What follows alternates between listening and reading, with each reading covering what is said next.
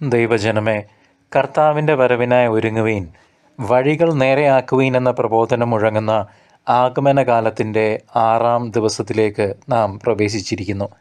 Christmas നാളുകൾ അടുത്തു വരുമ്പോൾ ഈ കാത്തിരിപ്പ് കേവലം ഒരു ആഘോഷത്തിനായുള്ളതല്ല, മറിച്ച് നമ്മുടെ ഹൃദയങ്ങളെ ഉണ്ണി ഈശോയ്ക്ക് നൽകാനുള്ള ഒരുക്കമാണ്.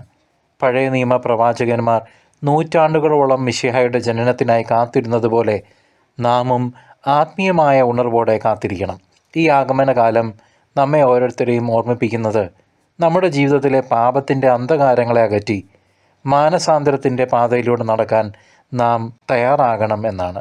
മത്തായിയുടെ സുവിശേഷം നമ്മെ പഠിപ്പിക്കുന്നു, മാനസാന്തരപ്പെടുവീൻ എന്നാൽ സ്വർഗരാജ്യം സമീപിച്ചിരിക്കുന്നു. ബാഹ്യമായ ഒരുക്കങ്ങളെക്കാൾ ആന്തരികമായ വിശുദ്ധിക്ക് നാം പ്രാധാന്യം നൽകണം. യേശയ്യായുടെ പുസ്തകത്തിൽ കർത്താവ് അരുളി ചെയ്യുന്നു, നിങ്ങളുടെ പാപങ്ങൾ കടും ചുവപ്പായിരുന്നാലും മഞ്ഞുപോലെ വെണ്മയുള്ളതാകും.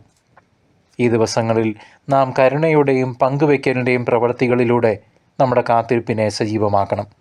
ഇത് നമ്മുടെ സഹോദരങ്ങളോടുള്ള സ്നേഹത്തിൻ്റെ പ്രകടനമാണ്.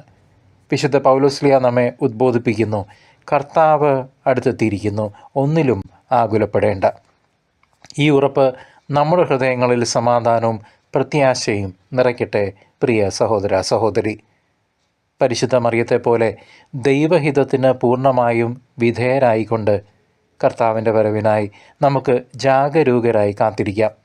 നമ്മുടെ ജീവിതമാകുന്ന പുൽക്കൂടുകളിൽ ഉണ്ണി ഈശോയെ സ്വീകരിക്കാൻ നമുക്ക് സജ്ജരാകാം. കർത്താവിൻ്റെ കൃപയിലും സമാധാനത്തിലും എന്നും നിലനിൽക്കാം. ആമേൻ.